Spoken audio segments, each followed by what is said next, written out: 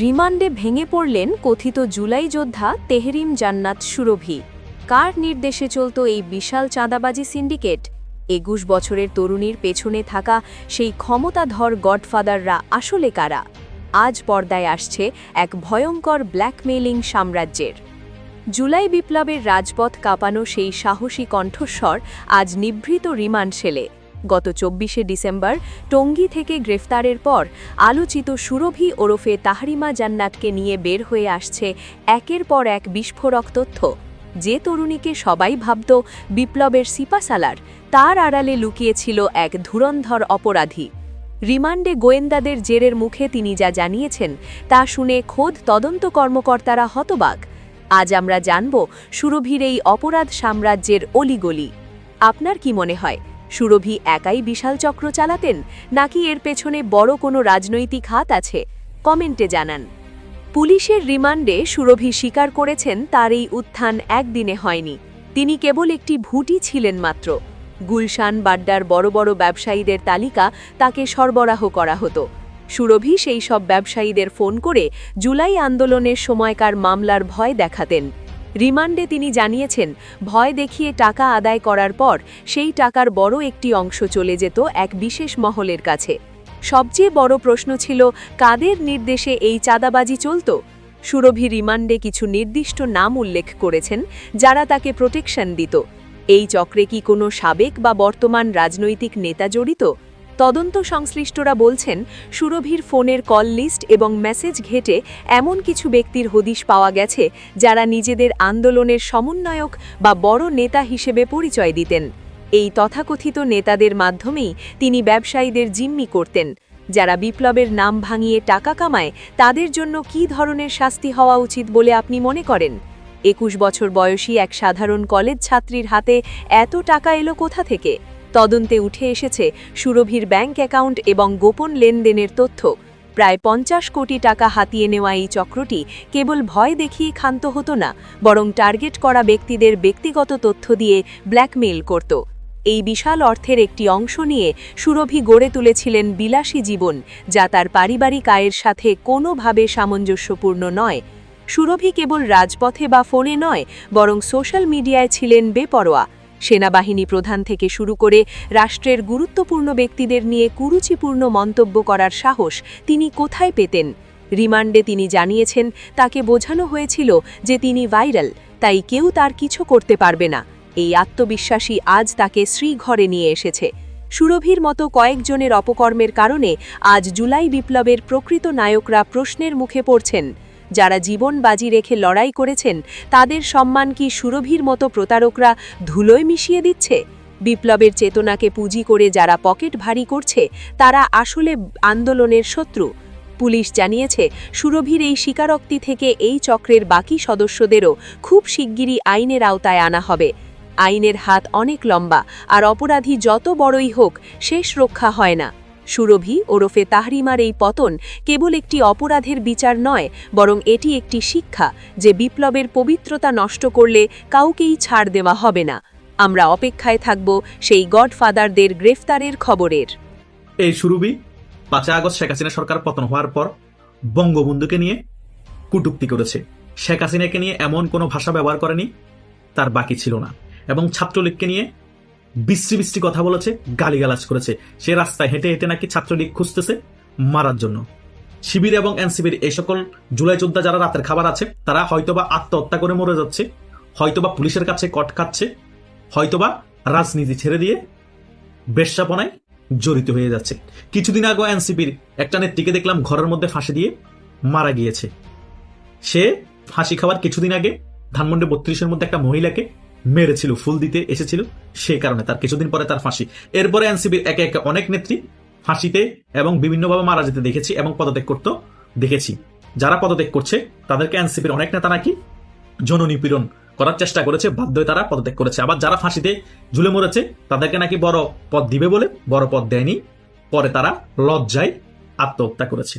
এইরকম সুরভির মতো যারা সাউয়া ভাড়া দেওয়া মেয়ে আছে, জুলাই যোদ্ধা আছে, এরা মানুষের সাথে রাত্রেবেলা শুই ওইটা ভিডিও করে ব্ল্যাকমেইল করে। একটা ব্যবসায়ীর কাছে এই সুরভি ৫০ কোটি টাকা চাঁদা দাবি করেছে এবং ওই ব্যবসায়ীকে ব্ল্যাকমেল করেছে। এখন তো আপনারা একজনেরটা দেখতে পেয়েছেন, একটা করে সে ক্লান্ত ছিল না। এর আগে অনেকগুলোতে সে সফল হয়েছে বিদে এই 50 কোটি টাকা চাঁদা দাবি করার সাহস করেছে। এর আগে এইরকম ব্ল্যাকমেল সে আরো অনেক করেছে। তার মুখের ভাষা, সে রাতে 3টা-4টা পর্যন্ত ঘরের বাইরে থাকা, তার ঘরে ফ্যামিলি আছে নাকি সেটারও সন্দেহ, তার বাবা মা বেঁচে আছে নাকি সেটারও সন্দেহ আছে। এইরকম জুলাই যোদ্ধা শুধু এই সুরভি না, ঢাকার মধ্যে হাজার হাজার তারা গড়ে উঠেছে। এইরকম বেশ্যাগুলাই জুলাই যোদ্ধা হয়েছে। পরে বেশ্যাগিরি করে তারা এনসিপি শিবিরে রাতের খাবার হয়, অলিতে গলিতে ছড়িয়ে ছিটিয়ে আছে। ডক্টর ইউনূস সরকার কঠোরভাবে এদেরকে দমন করে নাই বিদায় এই 16 মাসে তাদের এইরকম আস্ফালন বেড়ে গিয়েছে। সে আরো 10 মাস 1 বছর আগে কট খাওয়ার কথাই শুরুবি, সে 16 মাস পরে গিয়ে কট খাচ্ছে। এটা হওয়ার কথা ছিল না। সে যদি আর 1 বছর আগে এইরকম পুলিশের কাছে কট খেত, তাহলে আরো অনেক ব্যবসায়ী ব্ল্যাকমেল হওয়া থেকে বেঁচে যেত। এরকম আরো যারা সাবু ভাড়া দেয়, জুলাই যোদ্ধা আছে সাবু ভাড়া দিয়ে ব্ল্যাকমেল করে, সকলকে আইনের আওতায় আনতে হবে। এবার এনসিপির যে সকল নেতারা পদ দিবে বলে এনসিপির অনেক মেয়েকে যৌন নিপীড়ন করে, তাদেরকে মুখোশ উন্মোচন করতে হবে। গতকাল রাতেও একটি ভিডিও দেখলাম, মাইশা নামের একটা মেয়ে ভিডিওতে এসে বলছে ডক্টর ইউনূসের ব্যক্তিগত সহকারী যিনি ফয়েজ আছে, তিনি নাকি তাকে প্রলোভন দেখিয়ে ধর্ষণ করেছে। এভাবেই চলতেছে উপদেষ্টা মন্ডলী পরিষদের আশেপাশের কার্যক্রম এবং যারা জুলাই যোদ্ধা পরিচয় তাদের কার্যক্রম। আস্তে আস্তে সকল জুলাই যোদ্ধাদের মুখোশ উন্মোচন হয়ে যাচ্ছে। তো কেউ সমকামিতা প্রমোট করে, কেউ জুলাই যোদ্ধার নাম বিক্রি করে মানুষের ঘরে ঢুকে গিয়ে চাঁদা দাবি করে, কেউ নিজে সাবু ভাড়া দিয়ে ভিডিও করে ব্ল্যাকমেল করে কারো কাছ থেকে 50 কোটি টাকা চাঁদা দাবি করে। এই যে সুরভি, এই সুরভির মতো আরো কত মেয়ে আছে এই জুলাইকে ব্যবহার করে করে সারা বাংলাদেশের সকল কৃষ্টি সংস্কৃতি সকল কিছু ধ্বংস করে দিচ্ছে। তারা নিজেদেরকে পণ্য হিসেবে প্রমোট করছে, ব্যবসায়ীদের সাথে সখ্যতা গড়ে তোলে, পয়সালা দেখে শুয়ে বিভিন্ন ধরনের তাদের দুর্বল জিনিসগুলো ভিডিও করে, তাদের দুর্বল জিনিসগুলো জেনে নেয়, তারপরে ব্ল্যাকমেল করে। কেউ 10 কোটি টাকা দাবি করে, কেউ 20 কোটি টাকা, কেউ 50 কোটি টাকা। হয়তোবা অনেক মাস পরে যখন ধরা খায় এগুলো মিডিয়াতে আসে, কিন্তু যেসব বিষয় ধরা খায় না এরকম অহরহ ঘটনা ঘটে। সে 16 মাসে কি শুধু এই একটাই অপকর্ম করেছে, একজনকে ব্ল্যাকমেল করেছে এই সুরভি?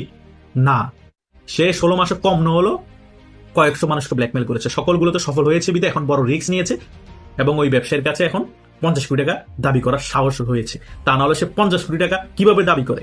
সে 2 টাকার মেয়ে না, তার মুখের ভাষা দেখে মনে হয় সে 50 কোটি টাকা দাবি করার সাহস কোথা থেকে পায়। এইরকম যে সকল জুলাই যোদ্ধা আছে তাদেরকে সকলকে আইনের আওতায় আনুন, আপনাদের আশেপাশে থাকলে সকলকে ধরিয়ে দিন। তা না হলে আমাদের সমাজ নষ্ট করে ফেলবে এই জুলাই যোদ্ধারা।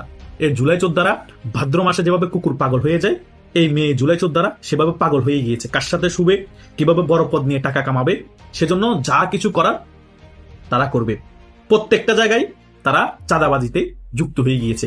বিভিন্ন পয়সালাদের বাসায় গিয়ে তাদেরকে ব্ল্যাকমেল করা হচ্ছে মেয়ে দিয়ে। তাদেরকে বলা হচ্ছে তুমি আওয়ামী লীগ করতা, আওয়ামী লীগের দোষর, তুমি যদি এত টাকা আমাদেরকে না দাও তোমাকে পুলিশে ধরিয়ে দিব, তা না হলে অন্য ব্ল্যাকমেল করে দেওয়া হচ্ছে। এভাবে করে তারা চাঁদাবাজি করছে। কিছু সংবাদ মাধ্যমে আসছে, কিছু আসছে না।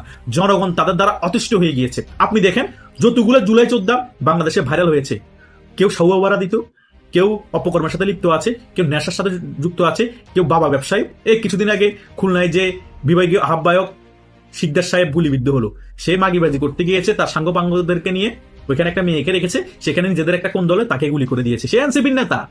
এভাবেই চলছে এনসিপির কার্যক্রম, এভাবেই চলছে দেশ সংস্কারের কার্যক্রম। দেশটাকে 16 মাসে লুটে সকল কিছু খেয়ে চুষে শেষ করে দিয়েছে। এখন একটা পাতাম নির্বাচন দিয়ে বিএনপি রাতে ক্ষমতা তুলে দিবে। এটার জন্য আপনারা 5 আগস্ট ঘটাইছেন না। শেখ হাসিনা ফেসিস্ট বলেন, হাসান আমাদেরকে না। শেখ হাসিনা কোনোভাবে ফেসিস্ট ছিল না। শেখ হাসিনার মনে রাগ ছিল, ক্ষোভ ছিল আমাদের বাংলাদেশটাকে। আমার বাবা যেভাবে সোনার বাংলাদেশ গড়তে চেয়েছেন, আমি যেভাবে 20-25 বছর ক্ষমতা রেখে সোনার বাংলাদেশ করে দিব, তারপরে জনগণ বুঝতে পারবে আমি কেন এত বছর ক্ষমতায় ছিলাম। কারণ বাংলাদেশে আওয়ামী লীগ ছাড়া কেউ উন্নয়ন করে না রে ভাই। ক্ষমতায় আসলে সকলে দুর্নীতি করে, দেশটার টাকা পয়সা লুটপাট করে সকল কিছু শেষ করে দেয়। এখন বলতে পারেন আওয়ামী লীগের আমলে লুটপাট হয়েছে। আরে ভাই, আওয়ামী লীগের আমলে লুটপাট হলেও শেখ হাসিনা দেশের উন্নয়ন করেছে। কিন্তু বিএনপির আমল বলেন, 2001 থেকে 6 সালের আমল বলেন, দেশে লুটপাটই হয়েছে, দুর্নীতিতে বারবার চ্যাম্পিয়ন হয়েছে। উন্নয়ন তো হয়নি ভাই। আপনি লুটপাটও করেন, উন্নয়নও করেন, তাহলে যখন বুঝতে পারবে অন্তত লুটপাট করলে উন্নয়ন করেছে। শেখ হাসিনার আমলে দুর্নীতিও ছিল, উন্নয়নও ছিল। এটাই তো শেখ হাসিনা বুঝাতে চেয়েছেন যে আমাদের যত দুর্নীতি হোক অন্তত আমরা দেশটাকে উন্নয়ন করে দিয়েছি।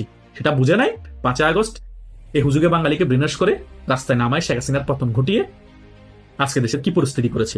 এখন মাগিবাজি চলতেছে, কেউ সৌভাড়াদি ব্ল্যাকমেল করতেছে, এদিকে ককটেল মারতেছে, এদিকে আপনার ডেলি স্টার পুরে দিচ্ছে, প্রথম আলো পুরে দিচ্ছে, জঙ্গিদের আস্ফালন, ওপেনলি হিন্দু একটা ছেলেকে মেয়ের জ্বালিয়ে পুড়ে ছাই করে দেওয়া হয়েছে।